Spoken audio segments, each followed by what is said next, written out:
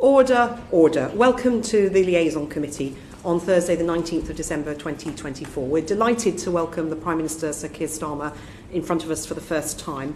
And can I welcome you, Prime Minister, and thank you very much for being so proactive in setting this date in your diary, I think even before the Liaison Committee was fully established 10 days ago.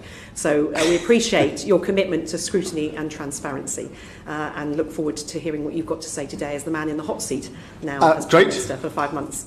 Prime Minister, if I can kick off, as you're probably aware, I chair the Treasury Select Committee, a great privilege, and the Chancellor appeared in front of us after the budget, and she was very clear that the growth of this country will outstrip what the OBR is forecasting, and indeed what other forecasts are forecasting. Now, we've had a decade of no real growth, so could you lay out how you're going to deliver that growth? Well, let me start with your second to last sentence there. We've had a decade, slightly more, of stagnant growth or low Indeed, growth, yep. And we've got to turn that around. Obviously, the circumstances in which we do that were not ideal. We had a bad inheritance, a broken economy, a £22 billion Prime Minister, black hole, forgive me, we know all etc. that. So, if you could tell us what you're going to do going forward to well, deliver growth. that obviously set the context for the budget. The budget was about stabilising the economy, so it is an important part of the story because I'm strongly of the view that one of the things that's held back growth is the fact that we haven't a stable economy. I've talked to investors across the world and asked them why, given they've got a lot of money to invest, they've not been investing in the UK in the last 10 years. And they've all said to me because it's not stable enough. So the budget was intended to stabilise the economy and create the conditions for investment and obviously set out a lot of investment. We've got additional measures that we need to take to come to your question, which is in addition to the budget, we've obviously got to carry out reforms, to planning in particular, to regulation in particular, to drive the growth that we need. But we also need to make sure that we've got local growth plans because I think everybody around this table, whichever political party they're in, would say, of course, we want growth. So we do want growth, but it's got to be growth across the whole of the country, not just in some parts of the country. Okay. So those local growth plans that's need what to be you want there to in do, place. Prime Minister. How are you going to deliver that? What levers are you pulling in number 10 that you think will help deliver growth when it has, as you've highlighted, and it hasn't been happening for a good decade? Well, the levers that we're pulling at the moment are obviously the planning levers. You'll have seen that the policy framework was delivered last week. Yep. That's hugely important. Talk to any investor about what makes the difference and they will say planning is one of the key issues. If you don't change that, you're not going to get the growth that you need. Equally with regulation, the clear message to me is not only that there's too much regulation in the United Kingdom, but it's inconsistent because our regulators are pulling in slightly different directions. And that's why we've been writing to the regulators to ensure that we've got the priorities of the regulators in the right place. And with our mayors and devolved authorities drawing up the local growth plans that we need. So they're the levers that we're dealing with at the moment. There are other levers as well. We're doing a lot of work on AI and technology as part of the reform. Okay, so you've outlined, you've given us the diagnosis, you've given us some of what you think will help solve it. When do you hope that households will see the real growth? Because these are quite big projects that you're talking about that will take some time to deliver. When will households see a difference? Well, in the plan for change, we set out that we want living standards to go up. We want people to feel better off. So you want that. So how are you going to do that? So already in the budget, you will have seen that there's a pay rise for the 3 million who are the lowest paid because of what we've done with the living wage. So already for them, they are feeling the benefit.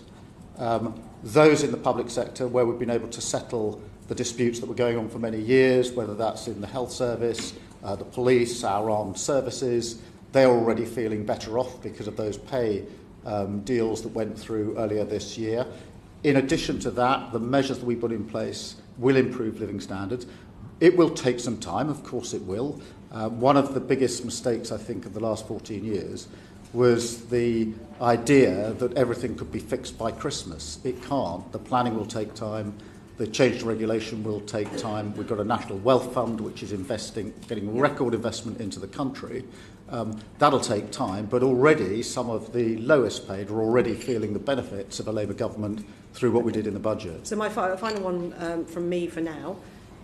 That's money going into households' pockets, but I'd go back to the growth point. That is not going to create growth, is it? Because you're putting money in through pay rises and through minimum wage increases and with benefit uplifts. So how are you going to see growth helping households? When do you see in your timeline? What's your vision for when we will see real growth in this country? And why do you think why is the government so confident when the forecasters are much less confident? Well, the forecasts for the OECD, the IMF, Bank of England, OBR are all for growth, so they're all heading in the right direction, but I want them to go further and faster. I am convinced that it's the planning, the regulation that will make a huge difference here, plus the private investment. We had an investment summit, as I think you know, earlier this year, which brought in £63 billion of inward investment into this country because the message is resonating that now is the time to invest. How much of that 63 billion was new investment announced on the day? Because some of that was previously announced, I think, was it not? A lot of it was new, and very many of those that made the investments on the day put out statements saying we're making this investment now because of the change this government has carried through. It's way in excess of the commitments of there was an investment summit, as you know, the year before, but the investment summit the year before, I think, yielded about 20-something billion. At the end of the investment summit that we had, £63 billion was pledged, and many of those who were pledging it were really clear it's because there's been a change of government and the conditions have changed. Can you tell us how much was new?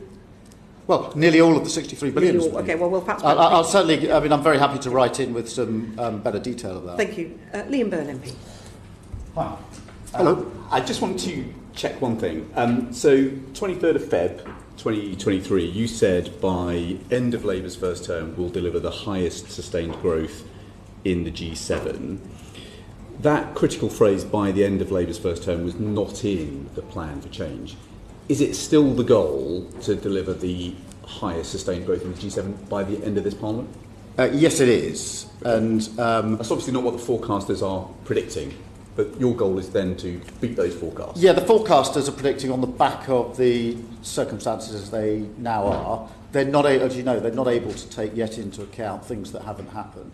So if you look at the planning changes, if you look at the regulation changes that we're putting in place, the technology, they can't take account of those until we've done them. Yeah. But I am absolutely clear that our ambition is beyond what the forecast growth is. Yeah. But that was the plan for change was essentially turning that into milestones that are more easily articulated for people in their living room, in their kitchen. I just want to pin this down. So the IMF by 2029 has us at about the third in the G7, behind Canada and the US. You're telling the committee today our goal is to beat both the US and Canada and be top of that league table by the end of this Parliament. High sustained growth, that was what we set out in the manifesto. That's what we recommitted to in the plan for change. Yeah. That'll obviously be a line on a graph, a really important line on a graph. Sure. Yeah. But I also want to make it clear for voters, for the public, that what that translates into for them is feeling better off. Yeah. That they've got more money in their front pocket, if you like. But you've not put numbers on that ambition, I don't think. You've just said you want to see real household income go up. I think we've delivered that in every Parliament since 1955. So are you going to put numbers on that, how much better off people will feel?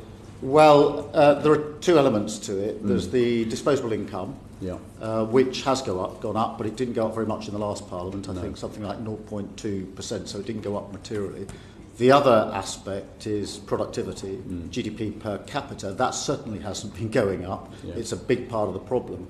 We want to put the two together in our measure and drive both of them up. So that has not been achieved in previous parliaments, and therefore it's a very ambitious thing to go for. That's why we've set it out. It's consistent with the highest sustained growth in the G7. So we're going to need to really unleash business potential in order to hit that ambition, as you yourself have said. And my committee's been talking to hundreds of businesses over the last month. What they say to me really clearly is that the combined impact of the national insurance contribution rise, plus the employment rights bill, plus the national minimum wage, are all going to mean that they are cutting investment, cutting workforce, and cutting wages next year. I mean, in retrospect, was it the world's best idea to put all three of those things together and land it next year? And is there now a way to assuage some of that pain? Well, the first thing I'd say is this. The investment was appalling. The economy was broken. And there was a £22 billion black hole when we did the audit of the books. The Chancellor and I had to take a decision. Do we pretend that's not there, walk past it, carry on with the fiction, or do we fix the foundations? I felt very strongly we should fix the foundations and do the difficult stuff first. We then obviously had to look at where are we going to get the money to fill the black hole, put the investment in that we need. The Chancellor and I felt very strongly that working people have been hit really hard in their pockets over the last few years, one of the worst cost of living crises we've had for a very, very long time. And that therefore we took the decision that we wouldn't hit them in the pay packet. And so there would be no more income tax, national insurance or VAT for working But we're landing three big changes at the same time. I think that's what's causing the howls of pain. Yep. So then obviously that leaves you very few places to go for tax rises. Nobody wants tax rises. We didn't want to impose this tax rise. I didn't want to inherit the circumstances we inherited, but we did. And I felt it was better for us to fix the foundations in this budget in one go, so we did. So far as the impact on businesses concerned, obviously we've alleviated that with supporting for small businesses in particular, and creating the conditions for growth which will be good for all businesses. But the political landscape was pretty bleak and we had to put the investment in. And that has allowed us to invest in, amongst other things, the health service, which of course will help us get back people into work. We've got a lot of people out of work on long-term sick. I think what businesses really asking for now is a plan for growth, and they're struggling to see that. I appreciate the long-term virtues of the investment plan that the Chancellor has set out. The challenge is that it's all quite long-term, and in the long term we're all dead, and actually what is needed for the business community is help to grow now. Yeah, I mean, what they've said to us, because the small business, in particular, business community are really hugely important to this. We've been talking to them a lot. What they've said to us, small businesses in particular, is late payments are causing us a huge amount of problems. Therefore, we've put in place a strategy to deal with late payments. Getting loans out of banks is a real problem, so we've got that within our strategy, 250 million. Growth hubs where they can work with other businesses in their locality, so that's in our strategy. And then other work on management, innovation and exports is where they want, this reflects back to them, if you like, the support that they said they needed. And so that strategy is all there. And it's been very broadly welcomed. Thanks, Jeff. Thank you. Caroline Diamond. Prime Minister, you say the landscape's bleak, but it hasn't been for our world-leading creative industries. They've been growing at twice the rate of the rest of the economy, and I know that they're a very key part of your government's growth story, and yet AI companies have scraped the internet of books, of films, of music, all created by others without permission. It's effectively the largest heist of copyright in the world's history. And yet you've released a consultation which effectively gives big tech an exemption from the law, haven't you? Why? Firstly, you're right to say there's a lot of optimism in the art and creative sector, and rightly so. We punch well above our weight in the world. AI is going to be, on the one hand, in my view, transformative for the better in art and culture and across industry and government and the delivery of public services. I think it's going to be a huge change over not 10 years but 5. Obviously, when it comes to the creatives, there is an issue over things like copyright, as you know. I think you were looking at this in your committee, and getting the balance right between the potential of AI and the protection of copyright. So we've actually just put a consultation out on this as to whether individuals should opt out or opt in. We think the proposal we're consulting on is the right proposal, but obviously it's out to consultation. But and we'll consider the consultation at the end of that exercise. The starting point, Prime Minister, of your consultation is a carve-out for AI developers to be able to use content without permission or payment unless creators essentially opt out and then essentially opt back in to their own copyright. It's in, out, in, out. It's like the hokey-cokey of policy making. And you talk about the optimism in the creative industries. At the moment, all I'm hearing universally across the creative industries is fear about this. So how are you going to balance the opportunities of AI that you talk about while addressing these fears? Well, we think that is the right balance, but there are different views. I accept that, and that's why it's out for consultation, so we can take that into account as we go through the consultation. You know, there is a huge potential for AI. And obviously at the same time we've got to protect issues like copyright, so that's the balance we're trying to get right. We think we've got it in about the right place, but rather than just plough on with it, we're obviously doing consultation and we'll carefully consider the responses to that consultation. But the starting point isn't right. It's very much a starting point that's very heavily skewed towards the tech industry. You're proposing to take rights away and force creatives to opt back in to their own copyright. It's a bit like saying a burglar can nick all your stuff and then that's all fine as long as you've got a sign up saying that's not okay. No, I don't see it like that. I think it's a question of how you get the balance right. There are some advocates of opt-in, some advocates of opt-out. We've put a proposal on the table and we're consulting on it, and obviously when that consultation is over, we'll have a look at the responses that we've got. Okay, so yesterday the Minister for Creative Industries told the House that the government's proposals were untested anywhere in the world and that we'll only progress them if there's a solution that meets all of the government's aims. So are you saying that once this consultation's over, if there's a solution that works for tech industries but not for the creative industries, you won't go ahead? Well, no, we want to get the balance right, and there will always be disparate voices here. It's very unlikely we're going to get everybody saying the same thing and agreeing on the same proposition. We're at the cutting edge of AI. We're one of the leading countries in the world. We're in the top 3. We're in a massively advantageous position, and we should take advantage of that, in my view. We need to get the balance right, but we'll go through the consultation. At the end of the consultation, will there still be different views? Of course there will be, and arguments as to where the balance should be. But we put our proposal on the table. We're consulting about it and we'll consider the responses. But effectively, what you're doing is gambling a world-class British success story. You know, the creative industries are worth £125 billion to our economy. They fly our flag around the world, and you're gambling them in favour of companies who are already so rich that your own Secretary of State said we need to treat them like nation states. Why should these overseas tech giants effectively get a free subsidy on the back of British creators? I don't think they should. I think we need to get the balance right. But I also think that we have a huge opportunity. We are one of the top 3 in the world in AI at the very point where AI is going to be transformative. And that puts us in a really good position against our competitors around the world. I don't want us to lose that edge. I think AI is going to transform not just the delivery of public service, not just productivity within our economy, not just the way we deliver in government. It's going to change the lives of people throughout the country in ways we can barely imagine at the moment. And I want us to take advantage of that. I do think it is a question of posture. I accept that. The one posture could be we see this as a huge opportunity that we should take advantage of as a country.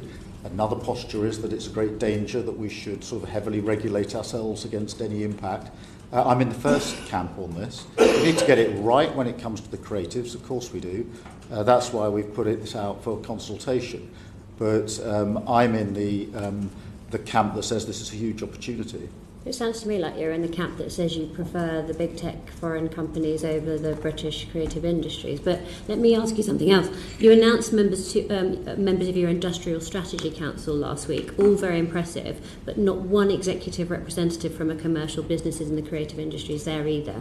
The board's chaired by a representative of Microsoft. So let me give you another chance to convince the creative industries that they are on an equal footing with others in your priority sectors for growth, and not just the stardust that you sprinkle in number 10 when you want to impress the world. No, they're really important, and I've had the opportunity to have them in myself, not just through the department, directly to me to discuss with them. I think they punch well above their weight. I think we're fantastic on the creatives. It makes a huge impact on our economy. It's got soft power to die for. In almost every area of the creatives, we are brilliant as a country, and I think it's really important we support them to the hilt. And that's why I've had them in, that's why I've told them that, and we've talked through what would help them go even further. But they have my absolute full backing. I think they do a brilliant job. I think they've been the unsung heroes of our economy for far too long. I think they're going to want more whether it's music, art, culture, dance, you name it, we punch above our weight in the world, and that's a massive benefit for our economy. It's I think a they'll massive want more than your benefit words, for Prime brand Minister. I Britain. think they'll want to be seen that they're valued as much as the AI Liam Byrne MP. Well, just amongst the perils that we'll face next year is obviously now the looming threat of tariffs. So what are you going to do to dissuade President-elect Trump from imposing tariffs on the UK? Well, I'm not going to speculate as to what he is going to do. It won't come as any surprise to you that I'm not a fan of tariffs, and therefore we have to make sure that we avoid tariffs. We've got very good trade with the US, as we've got very good trade with other countries around the world. I want to improve on that, and as you will know, I had a meeting with President Trump in September in New York. I've had a number of Did you phone discuss calls this? Since, and including one yesterday. I won't go into the details of what we discussed, but am I alive to the danger of tariffs? Yes, of course. I'm against tariffs, but I'm not going to speculate as to what the incoming president might do. You are committed to introducing or negotiating an SPS, a closer veterinary deal with the EU. That would probably rule out a grand bargain free trade deal with the United States, because we couldn't include something on agriculture in such a bargain. How are you going to put the two deals together, with Europe on the one hand and the United States on the other? Well, I think that we can pursue both. I don't accept the argument that you've got to either be with the US or be with the EU. That isn't how it works at the moment with our current trade. We do want a closer relationship with the EU on security, on defence, on energy, and yes, on trade. And I've set out how we want to reset on a number of occasions. At the same time, I want to improve our trading relationships with the US. Is that going to be easy? Of course it's not. Do I think we can make progress? Yes, I do. And that's among the reasons that I'm making sure we've got a good relationship with the incoming president, and that the relationship between our two countries remains as strong in the future as it has been in the past. Thank you very much. Florence Esheloni, MP. Thank you, Chair. Good afternoon, Prime Minister. We are in a housing crisis, and so I'd be grateful if you could explain to the committee why you took the decision to freeze the local housing allowance rate this year. Well, we are in housing crisis, you're absolutely right.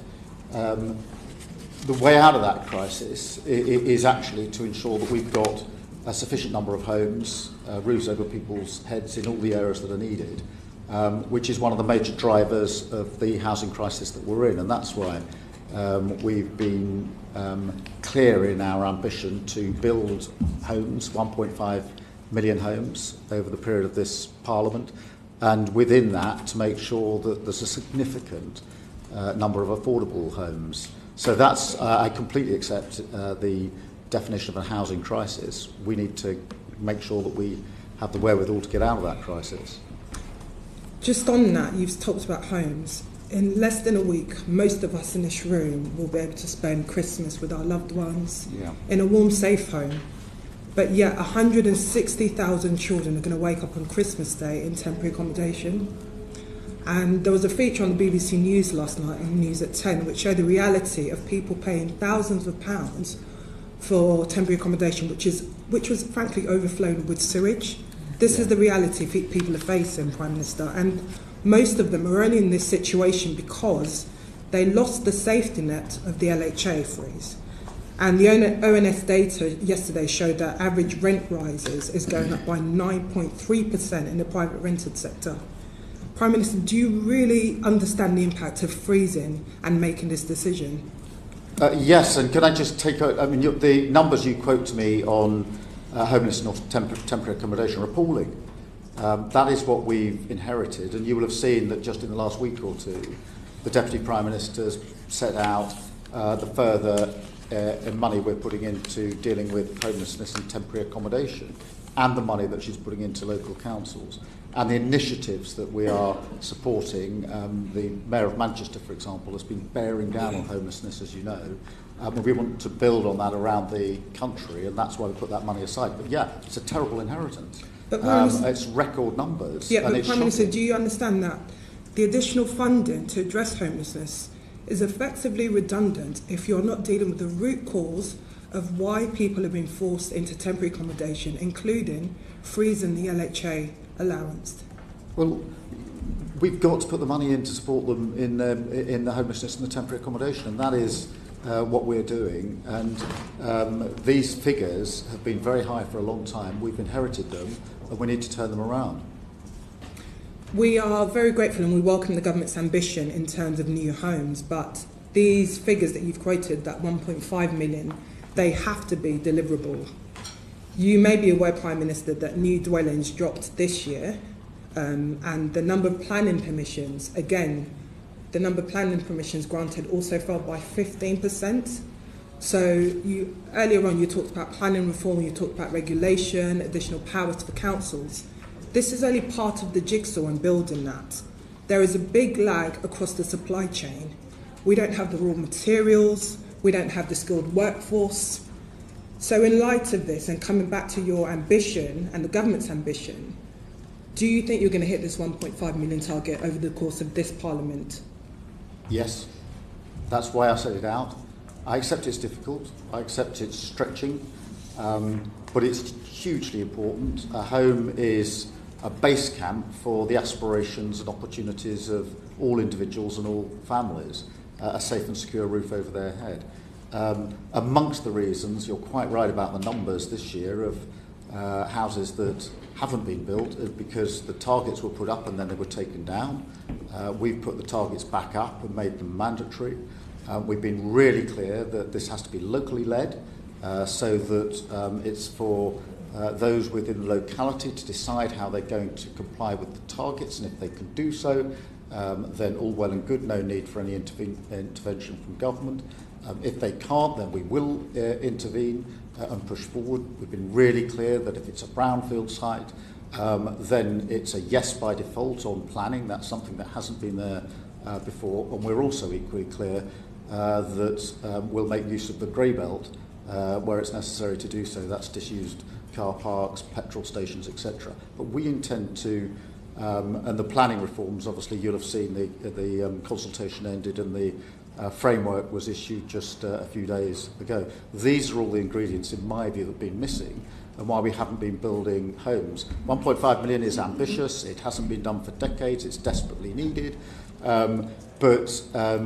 You know, and I also know we've got to punch through this because everybody says to me, government needs priorities. Of course it does. As soon as we put priorities up, then everyone says, well, what have you left out? It's unachievable. I don't accept that. I think this is an achievable target, difficult though it is, and we're determined to achieve it. And again, we commend that, we welcome that, but do you think it's right then that the government haven't set targets in terms of how many homes they'll deliver a year? They haven't set out what tenure those homes will be, but yet you're asking local councils to report back on their targets. Another thing that's coming up, which we've looked at in our committee, is the fact that the skill force and the sector are not able to cope with helping the government build that. Again, coming back to my question, do you really think you can hit that target? Yes, I do. And just on the targets, the way in which we've done it is to say, here's the mandatory target for each area. We want each area to decide for itself how it's going to meet those targets. What's the mix that they want? Where do they want it? It needs to be locally driven. And so at the first instance, we want that to be the way in which it gets delivered. But what we're not going to tolerate is where that doesn't happen and there isn't a plan put forward to meet the targets, that we're going to leave it as nothing happens. And at that point, the government will intervene. So that's why we're not, as it were, saying in each and every area, you must have this number of houses on that point there, because we don't want to do it in that way. We want it to be local plans. But But we're being equally clear that if we don't get the local plans that meet the targets, then yes, there will be levers that we will pull centrally to make sure that that housing is delivered. Yes, of course, that means we've got to work on the supply chains. Yes, of course, it means we've got to have the skills in place. But that's why you need a priority. That's why you need a sense of driving mission to bring this together. And amongst my jobs is to chair the stock takes of the work we're doing, to get the various players around a room like this, to make sure we've got the skills, the supply chains, the numbers, the targets, with an assessment of where we are on the data. And that's the way we'll drive through this. But I'm not going to be a defeatist on this and say it's impossible to get the supply chains. I don't accept that. I'll be defeatist and say we're never going to get the skills. I don't accept that. Do I accept it's a stretch? Do I accept it's ambitious? Yes, I do. But we're determined to do it. Thank you. Thank you very much. I just wanted to pick up, Prime Minister, because in response to Ms Ashalomi, when she was talking about not lifting the local housing allowance so that people can afford a home of their own, you said, and I may slightly misspeak with quoting you, you said something along the lines of, we are putting money in to support people in temporary accommodation. That leaves an impression that you're supporting people in temporary accommodation over supporting people into permanent homes. I just wondered if that's what you meant to say, or if you'd like to clarify that point. No, we're doing both. Okay, so you're going to lift the local housing allowance, the LHA? I'll give you the details of the money that we laid out just a few days ago. Yeah, we know about the money for temporary accommodation, but it was the local, perhaps Ms Ashalomi, just give it one more. Essentially, the additional funding that councils have received is going to be absorbed because rents are going up higher, and this is forcing families up and down the country into temporary accommodation for much longer. Yeah. We shouldn't be calling it temporary accommodation, Prime Minister. People are there for 14, 15 years. Mr Prime Minister. Yeah, I absolutely understand that. And that is because, or amongst the reasons for that, and the drivers for that, are because the average age for owning your own home now is over 35 years old. And so many people... So these are people who will never own their own home, that people have to rent because they can't afford to. Hear me out on the rents have gone through the roof. Yeah.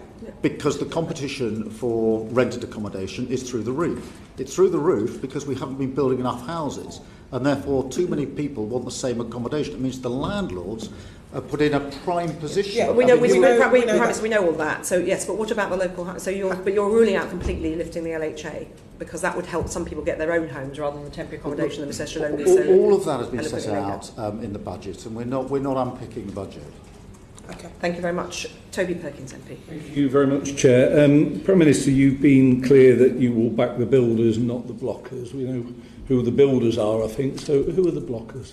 Well, those that say we shouldn't have targets for housing, those that say we should build here, those that have stood in the way for years. A bit more specific. I mean, who are these people that are doing this? Well, if you... Are we talking about planning committees, local councillors? Are we talking about local residents groups? Who are these blockers? Well, all of the above. I was at a housing development in the course of the elections up in York Outer, looking at some housing that had been put up, and it was 20 years from the plan going in before the houses I was looking at were being built, and it was going to be 25 years before that housing estate was completed. That is never going to be enough to get growth in this country. Equally, I was inquiring about onshore wind farms and how long it would take to get one up, and I was told by someone that I thought was totally credible that you could build a wind farm in 2 years. I said, good, because we want clean power by 2030. He then said, well, we won't have that because it'll take 13 years before we get power. I said, well, talk me through that. He said, I'll lose 5 years to planning because somebody will object and I'll be in court for 5 years. I said, well, that needs fixing, but that only gets me to 7 years. I said, what about the other 6 years that takes you to 13? He said, well, the grid that needs to connect me won't begin to crawl towards me until I've got power coming out of my wind power, and then it's going to take 6 years for the grid to get to me. So 13 years for a 2-year project. That's the blockers. And it's no wonder that we're not going to get anywhere unless we get that out of the way. The other example just etched on my brain, Scunthorpe Steel. I went up to the steelworks at Scunthorpe. They've got an electric arc furnace they think will be ready by 2029.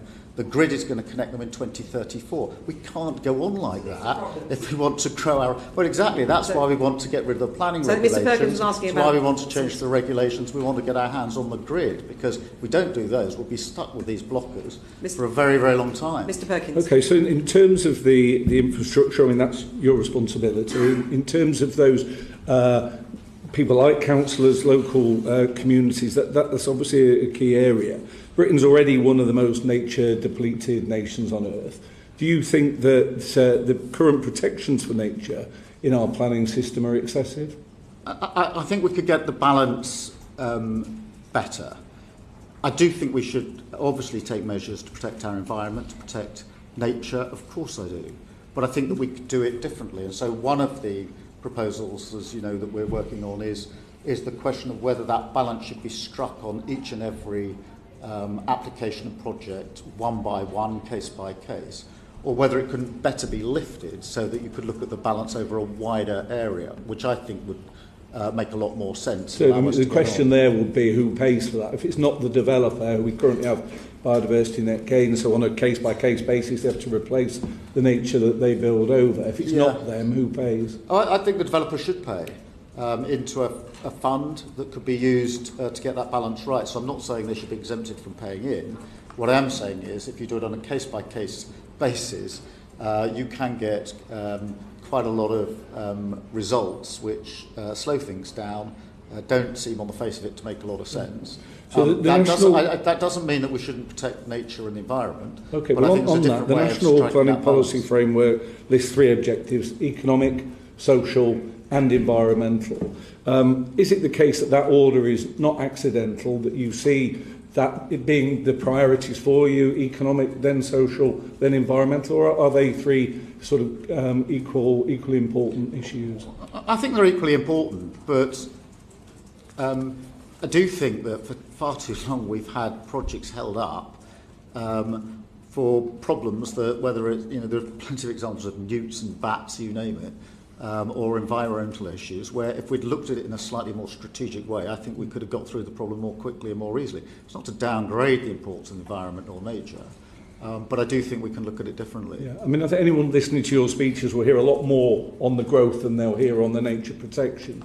You mentioned there, as you've mentioned previously, about bat tunnels. We have the Deputy Prime Minister saying newts are getting in the way of people. What do you think planning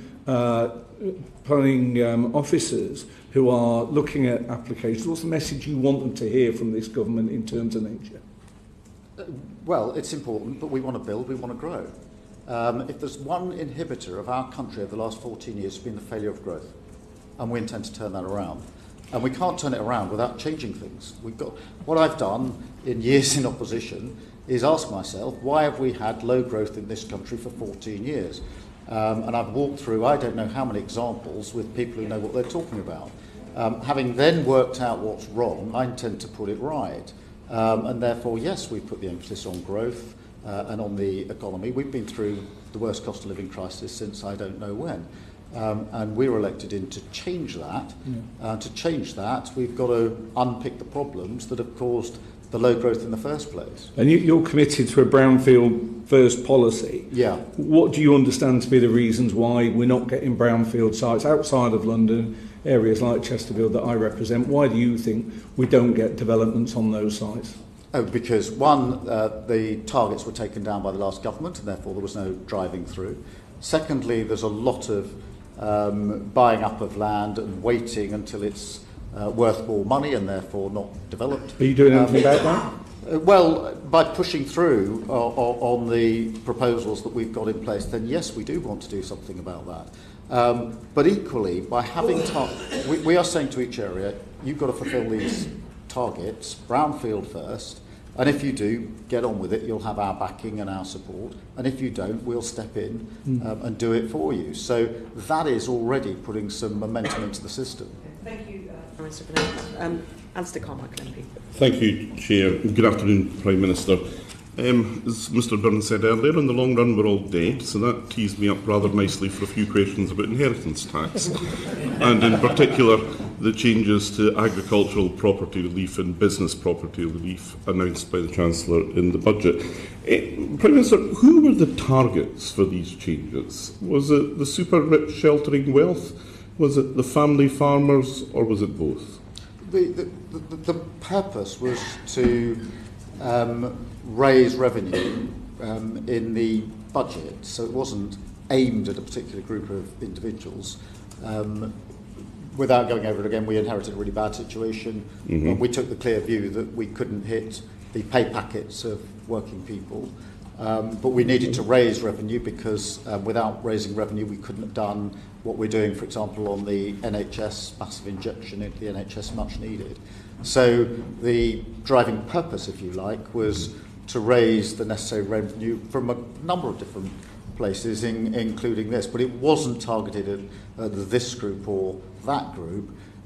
What we tried to do with the regime we put in place was to protect the family farm in putting in a high threshold for inheritance tax for farms, which means that if you take the figures on the estates for farms, the vast majority of them are unaffected by the changes we put in place. But we weren't aiming at a particular group. Okay, so it was a revenue-raising measure primarily. Does that mean that the government no longer adheres to the original purpose of these reliefs, which was to ensure the succession of family farm from generation to generation? Well, no, we wanted to raise the revenue necessary, but also to recognise that family farms need to be protected, which is why instead of taking the view which that this should all simply be the rules, as it were, that are applied to other inheritance, that there would be still special rules within it with the thresholds that we put in place.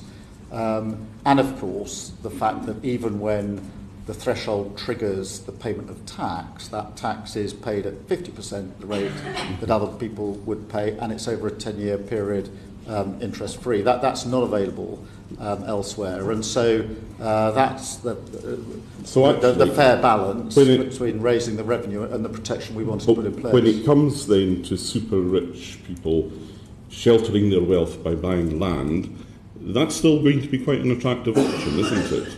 Well, we weren't aiming at a particular group. You don't think you're comfortable with the super rich sheltering their wealth by buying land? Well, what we tried to do was get the balance right and to protect the family farm. Look, what the very wealthy do with their money within the rules is a matter for them.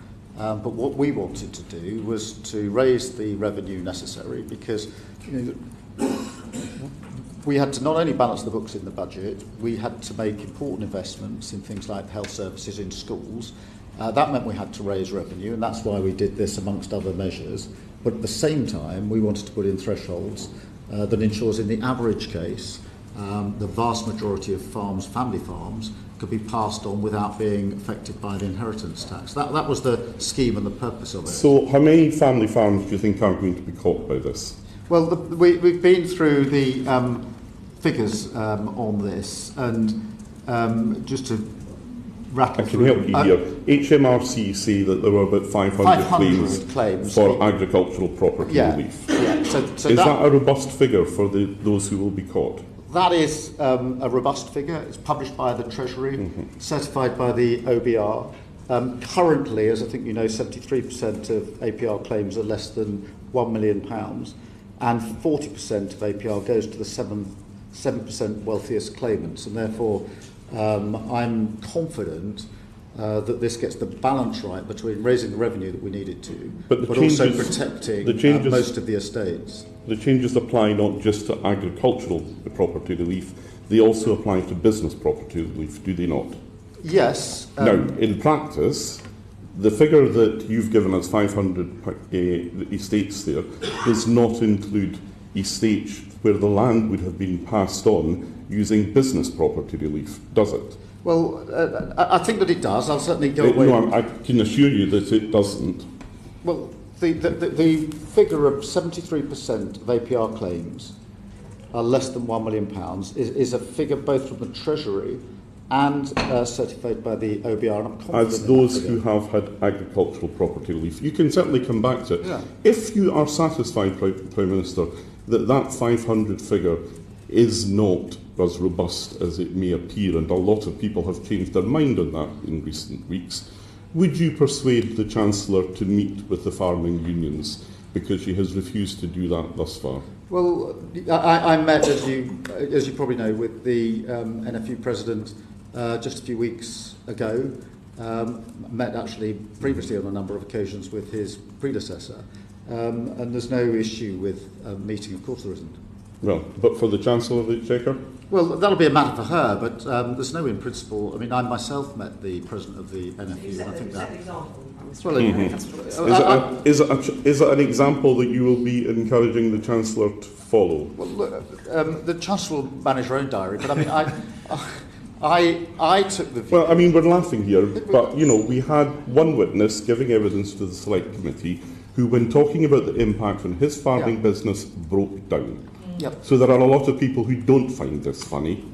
How does it make you feel to hear that witnesses were breaking down before my Select Committee? Well, of course nobody's comfortable with that, but that is why I took the decision to have a meeting with the President of the NFU, to invite him in for a meeting with me, not with a great fanfare, but just for a private meeting, so that I could hear for myself first-hand from him as to the points that he wanted to make understandably. With a view to making changes?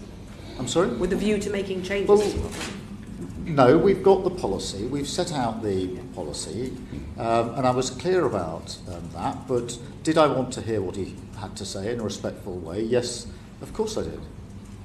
Thank you very much, Mr Carmichael. Debbie Abrahams, MP. Good afternoon, Prime Minister. I want to move on to the Get Britain Working White Paper. You'll be aware that over 2 million disabled people who want to work and a disability employment gap of nearly 30%. What are you doing to help more businesses recruit disabled people into work, and also to make sure they retain their experienced workers should they become disabled? Well, firstly, thank you for raising this, because I don't think we talk about this enough. The Employment Rights Bill that we're putting in place puts in place extra protection. In the work that we want to do to get people back into work, there are, as you probably know, 2.8 million people or so who are on long-term sick. Slightly different from people, the point that I'm making, which is about disabled people. So people on long-term sick won't necessarily be included in that particular figure. So on the 2 million, and it's a fairly static figure, what can we do to change the attitudes and the willingness of employers to recruit disabled people? Well, we should do everything that we can, because it's very important that we have a proper ability for people, disabled people, to be at work, to work in the way that they want, and we should support employers and support them to make sure that happens. Thank you. Moving on then, thinking about the third of disabled people who are living in poverty because of the extra costs that they face. While work may be the route out of poverty for the 2 million that I've just been talking about, how will you ensure that those disabled people who can't work have adequate support, and that systemic safeguards are in place so we don't have more horrendous deaths of sick and disabled people reliant on the social security system? Well, we have to make sure that support is in there, and we will make sure that support is in there. I do think within that group there are quite a number, particularly those on long-term sick, who do want to be back into work, but want to be supported into work, because, as you know, it can be quite a daunting thing if you've been on long-term sick to go back into the workplace. And therefore what we've been looking at is schemes. There are some already there, as you know, where employers have schemes to support long-term, those who've been on long-term sick, back into work, and I'm very, very supportive of that. I've been to see them myself, to give people the chance to go back to work, because sometimes making that step, or taking that step, is very, very difficult. That's a very good point, and I absolutely accept that, but there will be disabled people who will not be able to work. We know that over the last 15 years, disabled people have been particularly battered by the reduction in support that they have got. So I know that disabled people are feeling very anxious about what's going to happen, for example, in the spring. There are a cohort of disabled people who will never work, and they are living in absolute poverty. I mean, it is some of the conditions that people are living in when they have extra costs of nearly £1,000 a month. That doesn't seem to be recognised. So if you, when in consultation obviously with the Secretary of State, if you're able to expand on how they will be protected, that will be very, very good news to those people. Yeah, they must be protected. Yeah, thank you very much, Prime Minister. My final question today relates to pensioner poverty. 300,000 more pensioners are living in relative poverty since 2013, and women are one of the groups that are disproportionately affected by this. And this has been significantly increased by recent increases in the state pension age. We know that the DWP estimates the restrictions in eligibility for winter fuel payment will also add to the number of disabled pensioners living in poverty.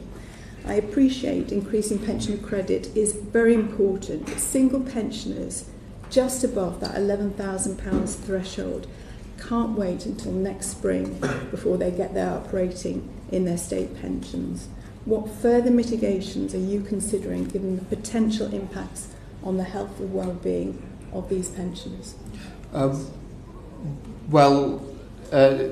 are allowances in place which are not targeted to pensioners in particular, but for households that are struggling, obviously, as you know, administered by local authorities, that we have not only maintained but enhanced, so that is in place. The upgrade or the uptick in the pension that comes in April is about £470. Of course, there was an uptick in the April of this year as well, and therefore a pensioner, as it were, a year ago facing the winter, even with the winter fuel allowance, will not be as well off as a pensioner after the £470 next April. But that is only because we can maintain the triple lock, which we wouldn't be able to maintain if we didn't stabilise the economy, which is why we did what we needed to do with the budget. My point is specifically about this group who have also, we've seen increases in poverty. They can't wait until spring. If we have a bad winter, they will be affected. And I hope you'll be able to come forward with some mitigations there, Prime Minister. Thank you, Chair. Thank you very much for now, Ms Abrahams. Helen Hayes, MP. Thank you very much, Chair, and good afternoon, Prime Minister. Prime Minister, along with every other member of this House, you will be aware from your constituents of the extent of the crisis in the support for children and their families who have special educational needs and disabilities. On the 16th of June this year, you were asked by ITV News whether you could make a promise to parents of children with SEND that you will change the way that government deals with local authorities and hold them to account for SEND provision. And you said, yes, I can make that promise. When do you expect that children with SEND and their families will be able to access the support they need without having to go to the tribunal to fight for it? Well, I mean, firstly, thank you for raising this. This is, I think, the issue that's been raised, Prime Minister's questions with me, more than any other issue from all sides of the House. So the inheritance on SEND is a system that was neglected to the point of complete crisis. What we've therefore done, to come to your question, is allocated more money in the first instance in the budget for special educational needs so that we're able to put better provision in now. But also, alongside that, I think we've got to reform. We've got to have a much earlier intervention system in place, and we need to make sure that this is predominantly mainstream. And they are longer term changes, but my own strong belief is that even with the extra funding, which is desperately needed, if we don't change the way special education is provided, that we'll never be able to plug the gap and fix the problem that you've described. So yes, more money in through the budget, but also early intervention and making sure the provision is available in mainstream schools is the reform and the change that I think we need to bring about and as urgently as possible. So that the money in the budget this year is very, very welcome. I think there was relief across the sector about that. It is the £1 billion that was allocated is just a third of the current in-year deficit for SEND. So it is a helpful amount of money. It is not a transformative amount of money. What local authorities are most concerned about is this question of the statutory override, which, as you all know, is an accounting fudge which allows SEND-related deficits to be kept off their books. It comes to an end in March 2026. Local authorities will be, in just a few weeks' time, setting their budget for the coming financial year. And it seems to them that the DFE, the Department for Housing, Communities and Local Government, and the Treasury are talking to each other about how that will be dealt with, but nobody is talking to local authorities. Can you say when local authorities will have certainty about what happens at the end of the statutory override? Yeah, the Deputy Prime Minister is talking to local authorities about this. I'll obviously follow up with her as a result of your questions here this afternoon. But that commitment on special educational needs is absolutely clear and has to be joined up within government because it's intolerable. Yes, that extra investment, that extra money needed to put in. I accept that no amount of extra money on its own is going to provide the better provision in my view. It's also got to come with the reforms that we are working on and we've set out. That is joined up within government. I know that the Deputy Prime Minister is all over this. It matters hugely to her. I will just double down and make sure, you know, having raised it, that all the relevant conversations are taking place. And this is an existential issue for local authorities. If there isn't a solution to the statutory override, the government will see an avalanche of local authorities issuing Section 114 notices. So it couldn't be more important. And I do know, from what I hear from those working in the SEND sector in local government, that local authorities are absolutely anxious to understand what the government's approach to this issue of their debt will be. No, I know they're anxious about it. It's a huge financial burden on local authorities. It's causing problems all over the country in all sorts of constituencies and with all sorts of authorities. And that's why we've taken the measures that we have. We'll obviously talk to them further, but I'm acutely aware of the Section 114 problem and the pressures that they're under, and that this is a major driver of that particular problem.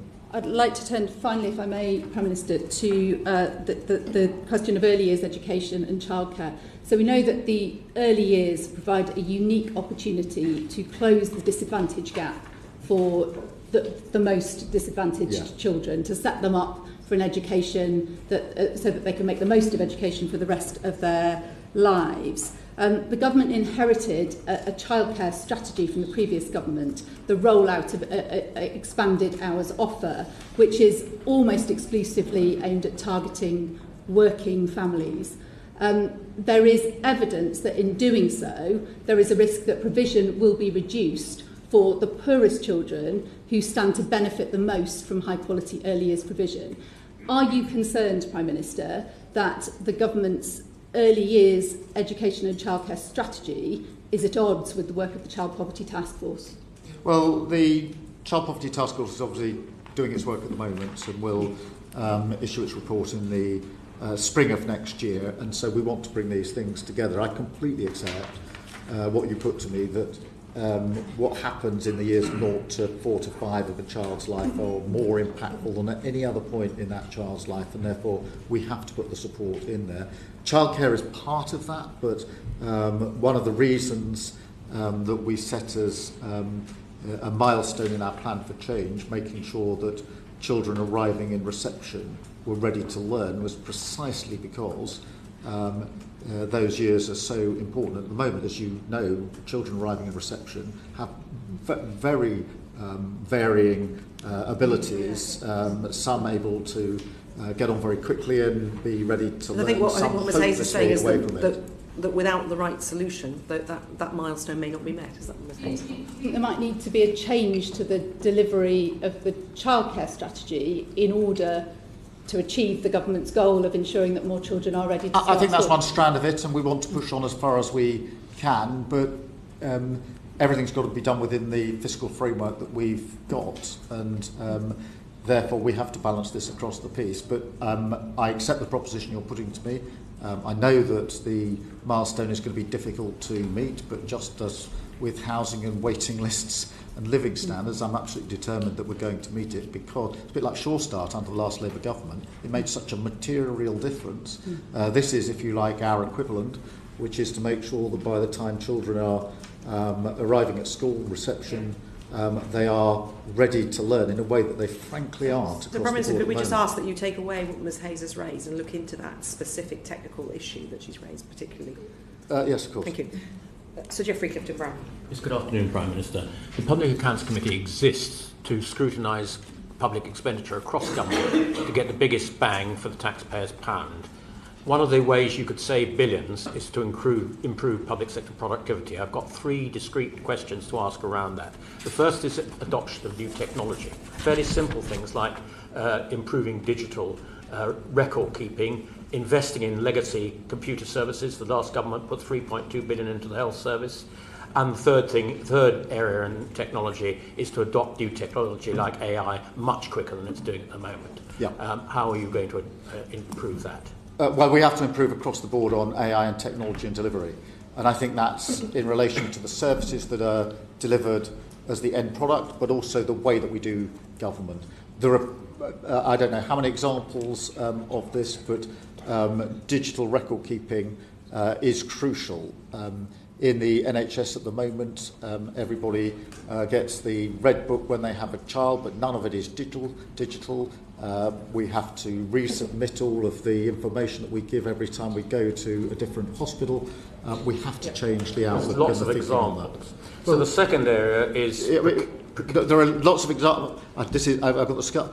When I arrived in the Crown Prosecution Service, everything was done on paper, every single case. And I said, we need a digital file, because it's ridiculous that we're carting these papers, usually in the back of a van, from court to court. Yep. So the doing bit is the hard bit, which is driving it through government to make sure that we can bring that about. Everybody will agree you need more technology.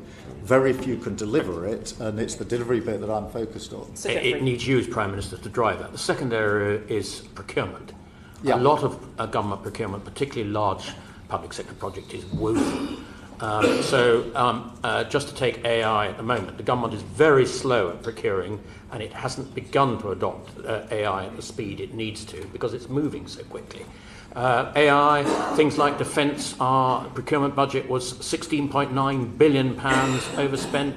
We've had a woeful hearing on HS2 this morning. The experts have no idea how much it's going to cost. Some people think it's going to be double the present estimate of 44 billion. They have no idea when it's going to come into operation. Some people thought it was going to come into operation at 2037. Really, we have to find a way of improving these big public sector improvement projects, because at the moment there's a reputational risk for the UK in doing them. I couldn't agree more. Whether it's in defence is an example, but it's not the only example of where we absolutely need to improve procurement. There are plenty of other departments where we need to. HS2 is a case study of the last government on how to mishandle a major project.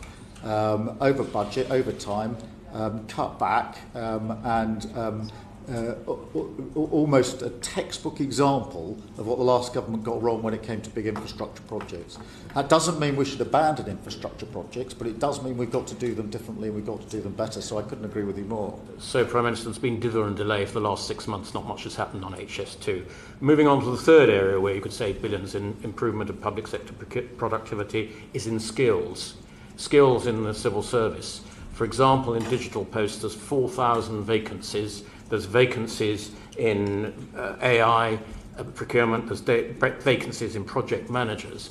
How can we make sure that we get the people in the high-tech skills that we need to do all of this public sector productivity? And if necessary, one of the things that's holding it back is that they say that they have to pay the civil service rate of pay. For some of these very skilled electronic skills, the market is paying way over what the public sector rate of pay are. So how are we going to rectify this?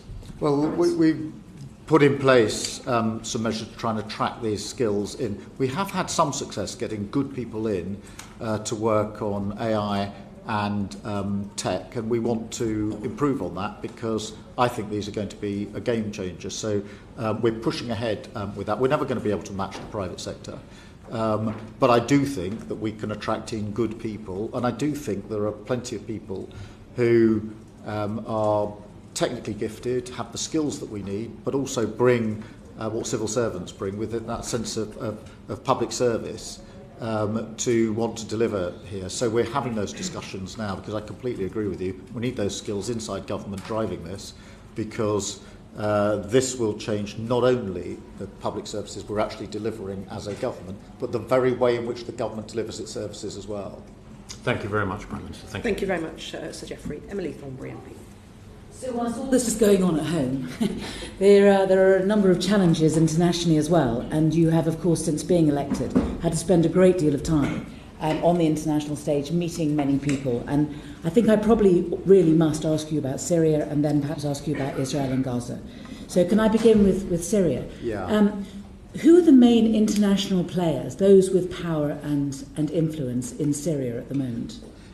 Well, I mean, Syria is obviously fast-moving, and yes. The speed at which Assad fell was not foreseen by many, but it's a good thing. But we mustn't make the mistake of thinking that what comes next is necessarily going to be different and better, because we've made that mistake before, in my view. We are talking to regional leaders. I was out in the region just last week. Which regional leaders? Sorry to interrupt. Well, last week I was UAE and Saudi, but other regional leaders that we've been talking to, but also global leaders as to how we collectively ensure that what comes next is better.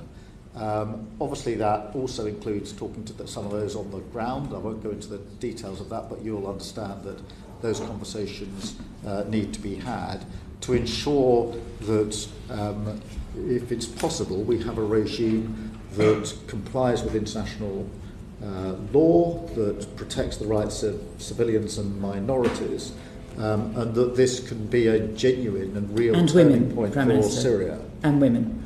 Of course. And women. Of course, yeah. Do you agree with President Trump that it's all about Turkey in Syria at the moment? The role of Turkey is clearly important. And have been part of our discussions. This is a fast-moving, complicated situation. So yes. I personally would say it's all about one thing or another. There are lots of moving parts here. But is Turkey an important part of all of this? Yeah, absolutely. I mean, we seem to have in the north, we've got Turkish-backed forces fighting US-backed forces in northern Syria. We've got in southern Syria the Israelis taking chunks out of the south.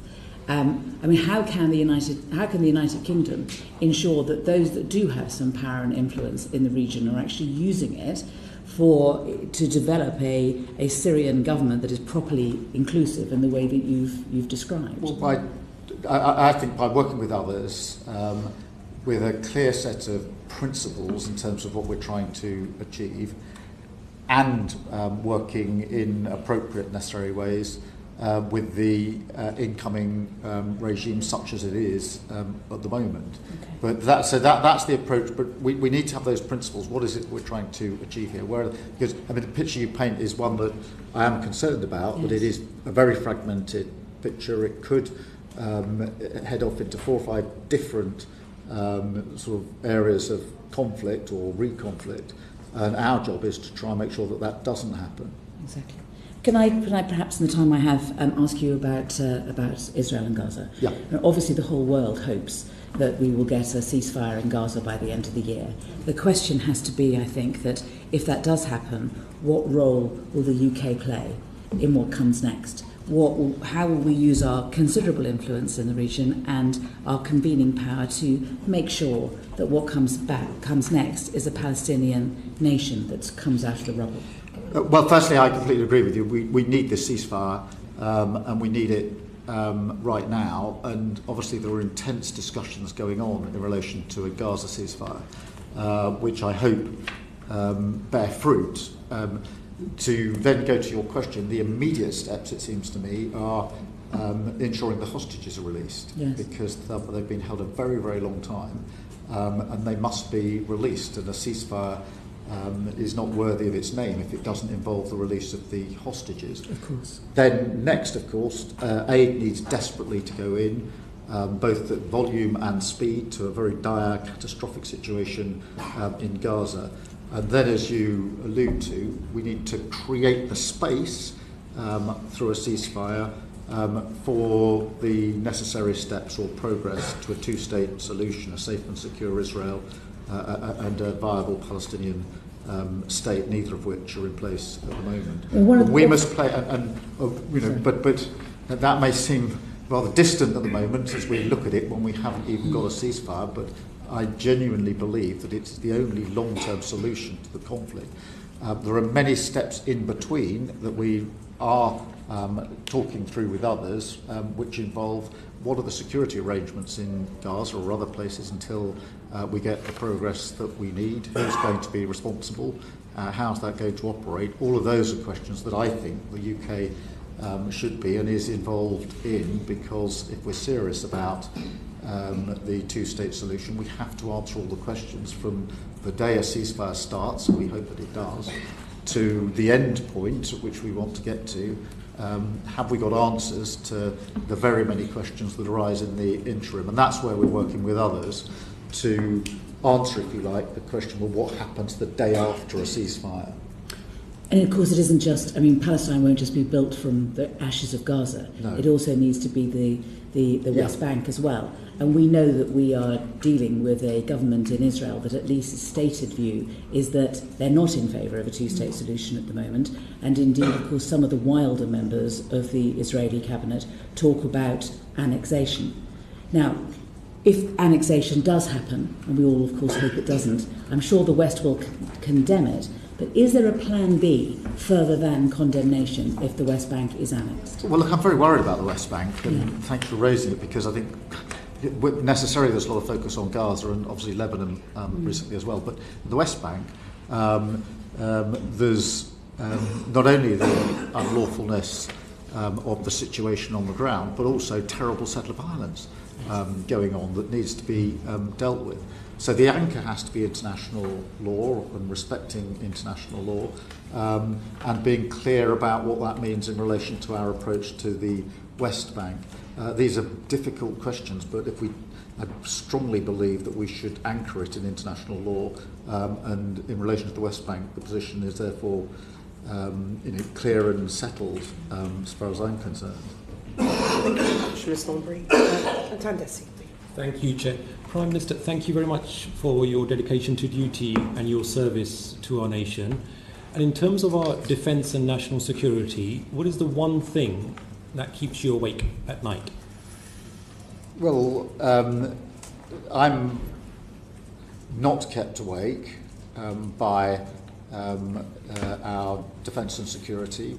I'm actually assured by our defence and security because we have first-class personnel here and across the world, working with allies. We're playing a leading part in NATO, and part of what I've been trying to do in the last 5 or 6 months is to make sure that we can be clear to the world that the UK is back wanting to play a leading part in the safety and security of across the globe. And wherever I've encountered our service personnel, they're doing a first-rate job, usually in very, very difficult circumstances. Okay. Well, look, just last week, the Secretary-General of NATO noted that the current security situation is the worst within his lifetime, as he sees it, and that now is the time for members to shift to what he called a wartime mindset. He said that whilst we are not at war, we certainly aren't at peace, given the grey zone attacks and the increasing nature of those. So do you agree with that assessment, and is there an understanding within Whitehall about that threat? Look, we're living in a more volatile world than we have for many, many years. I think that's absolutely clear. In a number of different places around the world, we have conflict that is escalating, not de-escalating. And we have to match that, and that is why we have doubled down in our support for NATO. It's why we constantly talk to our allies, and always ensuring that we're better prepared. Sometimes that's to do with pure capability, and obviously there's a lot of discussion about exact percentage that's spent on defence. I think it's equally about how we coordinate and collaborate with our partners to best effect, and they're some of the daily discussions that I've been having, including earlier this week where I was in Norway talking about our joint operations in the high north that are vital to our safety and security, and then down in Estonia on the absolute front lines as far as Russia is concerned. We know about those visits and much needed. In that context, you recently said that Europe needs to do much more when it comes to defence spending, and I certainly agree with that estimation. Russia is spending approximately 7 to 8% of its GDP at the very least. A third of their state budget is going towards defence, and the NATO Secretary General has asked that NATO members should be committing to 3%. The likes of Poland are at above 4%. You've got defence experts and MOD officials reportedly recommending 3.6%. So when are we going to get to 2.5%? Well, we've made that commitment to 2.5%, and we'll set out a path to that in due course. As you know, there's a strategic review going on. At the moment, I think you've had possibly 2 of the reviewers before your committee, yes, and that's due to report in the early part of next year. But we will set that path out to 2.5%. But the problem, Prime Minister, is that I don't think that we can afford to prevaricate. I mean, there's a huge anomaly here, as I also mentioned to the Secretary of State for Defence. And by the way, I have a huge amount of respect for him, and I believe he gets it. But it's without waiting for a strategic defence review publication, the government has already committed, just this week, billions of pounds to invest in service accommodation, and rightly so. £500 million worth of cuts to different bits of kit, and we're told that we're going to be transitioning to newer platforms. The government has committed to a new military strategic headquarters, recruited a national armaments director, and I could carry on. All of that was without waiting for the publication of the SDR. So why are we just holding back? You know, where's the blocker? Is it Treasury officials that are the blocker? No. Firstly, on the question of decommissioning kit that's well past its natural life is an obvious and right thing to do. The frigate I was on just earlier this week was in its 33rd year when it was intended to last for 18 years. We shouldn't be proud of that. We need to decommission and move on to better and newer kit and equipment for our service personnel. On your question, as it were, I do think it's important that we have the strategic review, because that is looking, as you know, into the risks and challenges that we face as a country, what our current capability is, and whether we need therefore to make changes to match the risk and challenges to the capability that we have.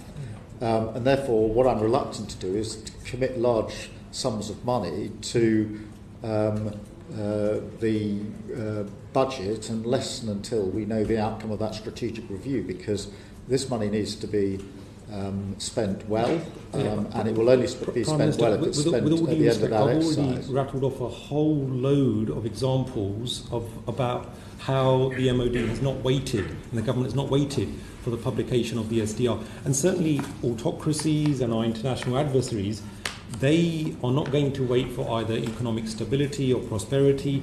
We have to consider, surely, that the cost of peace, that deterring a war is certainly less costly than fighting one. So why are we prevaricating? Why are we not setting out a clear timetable so that our allies know where we stand, our defence community, our industrial base knows exactly where we stand? Well, firstly, we are spending 2.3% at the moment, as you know. Within that, it's obvious some of that cost is fixed. So if we take the nuclear deterrent, we have a long-term commitment, quite rightly, to the nuclear deterrent. And so within quite a bit of that budget, we know that the money is fixed, it will be there, we will continue with that. Of course, when it comes to decommissioning out of equipment that's well past its sell-by date, it makes sense to do that as quickly as possible. But on the question of the path to 2.5, it is important in my view that the review is carried out first, because I want to be assured that we've got an approach which is fit for the risks and challenges that we face. What I want to do is to make a commitment to a strategy that is being revised at the moment by the people who came before your committee. So to my mind it makes sense to ensure that we are absolutely clear what is the capability we need with a clear sight on the risks and challenges, commit to that, and the pathway then follows, in my view, from that, because that's the way to ensure that the money is well spent and that we get the right value for the investment that we are making and the right capability to face those threats. Thank you for that clarity. Dame Karen Brackley. Thank you, Prime Minister. Good afternoon. Children are often the biggest victims of global conflict, and I'm thinking of the 20,000 estimated Ukrainian children who have been stolen by Russia. What are you and your government doing to help locate them and reunite them with their families? We're working with, it's a tragic and awful situation, and thank you for raising it. We are working with all of our allies on this, but particularly the US, France, Germany, and of course Ukraine as well, because it's a terrible situation, and we're doing everything that we can. What can you do, though, to locate them and get them back home? Well, only we can work with our allies to try to achieve that end. It's a difficult situation because of the complexities of the conflict, but that doesn't diminish the need for us to do the necessary work. Okay, thank you. Turning to Syria, there are a number of former UK nationals who are now stateless in Syria. What is the government's position on those stateless individuals, given what has happened in Syria? Well, I don't think it's wise for me to comment on individual cases.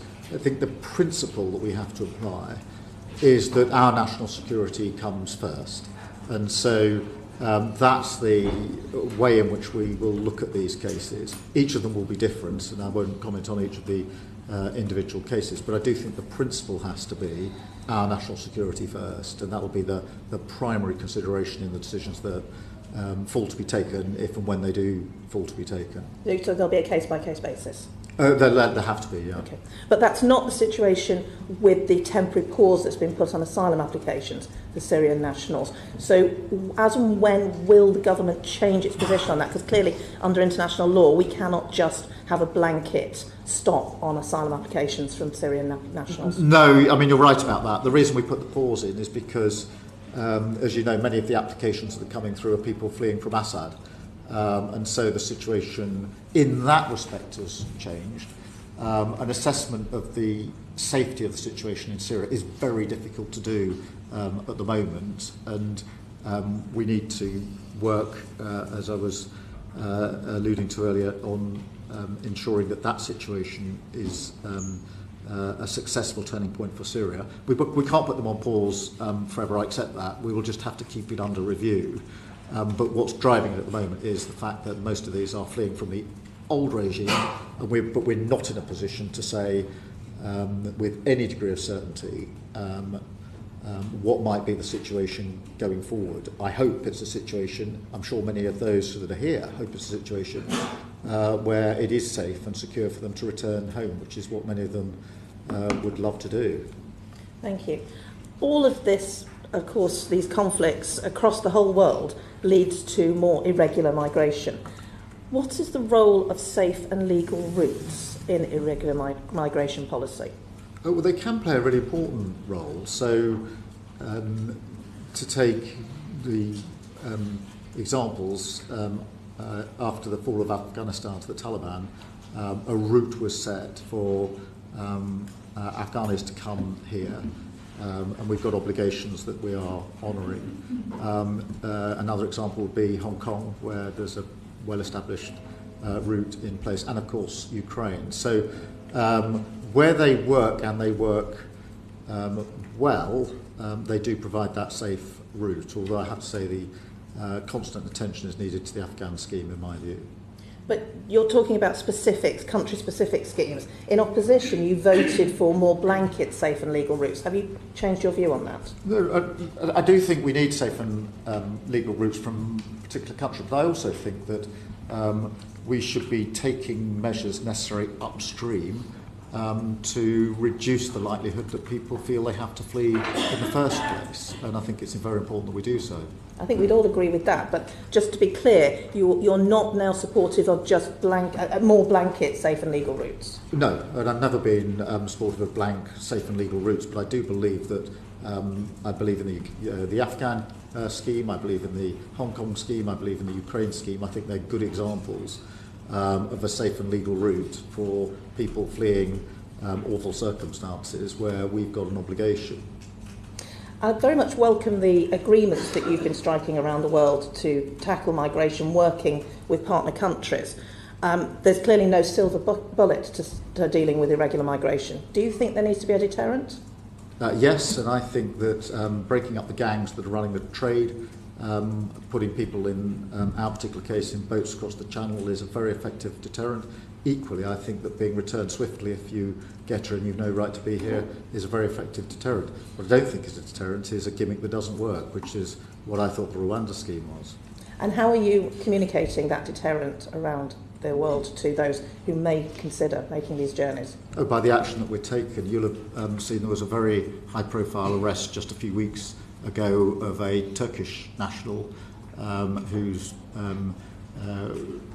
obviously there'll be proceedings going on, so I'll be careful what I say, but it was a very significant arrest. In relation to the deal that we did with Germany, hugely significant, because as you know, a lot of the boats that are arriving on the north coast of France are coming through Germany. Some of them are in warehouses in Germany, and it personally has been frustrating for me. We couldn't get our hands on them. By striking that agreement with Germany, we now can enhance our law enforcement to disrupt in Germany before anybody gets those boats to the north coast of France. These are effective actions that deter those that are running this trade from the vile trade that they're in, and hugely important. Those boats were simply transiting up to the north coast and nobody was intercepting. But I accept and absolutely take that point, but how are you going to deter the young person who decides that their only hope is to travel, make a very dangerous crossing and try and get to the United Kingdom? Well, I think first we've got to work upstream in some of the countries of origin on the causes of fleeing, so whether it's conflict, whether it's poverty, whether it's climate, there are things that can be done. Then we need to break the chain that is available on payment of money for people to travel. Those that are running this vile trade are making a huge amount of money exploiting vulnerable people by taking a lot of money off them to put them into boats that are not seaworthy.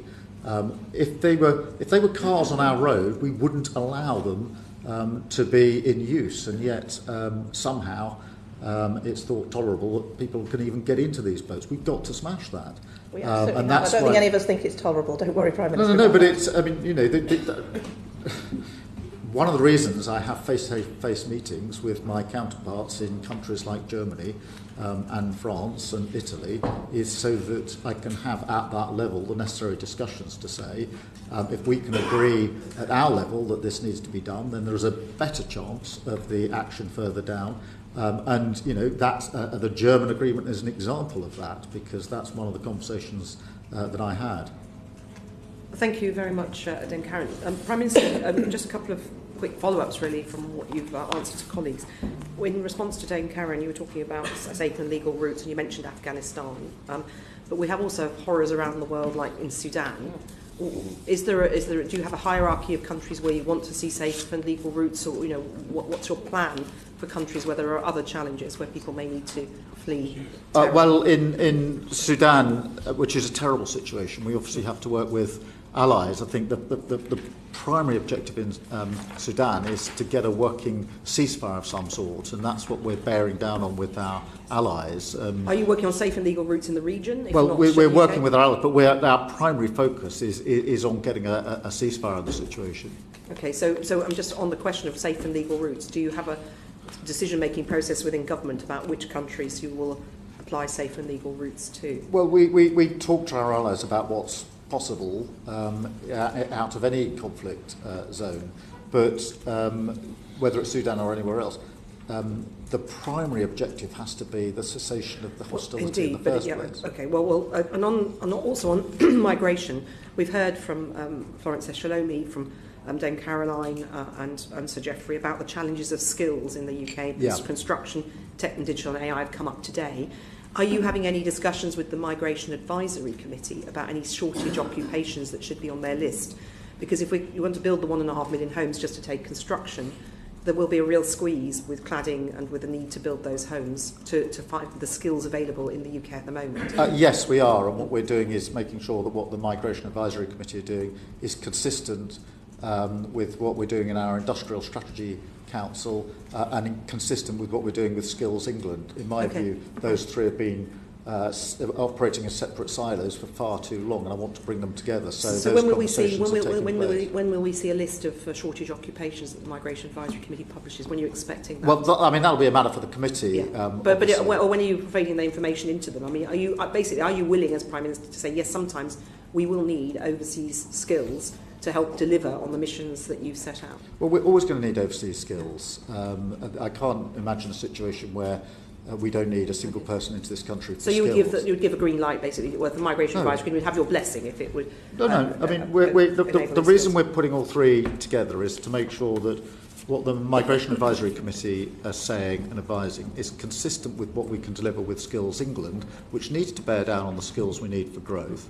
And that is consistent with the industrial strategy, which is intended to bring businesses and those involved in growth. But that will take a while, won't it? My point about asking about the Migration Advisory Committee is you need skills now to get to that target of 1.5. Sure, but that conversation needs to take place. Okay. Obviously, what I don't want to do is to choke off businesses that are thriving at the moment by cutting their legs off and saying you can't have inward migration. But it needs to be part of a rolling programme so that we wean ourselves. We've got very high levels of net migration in this country.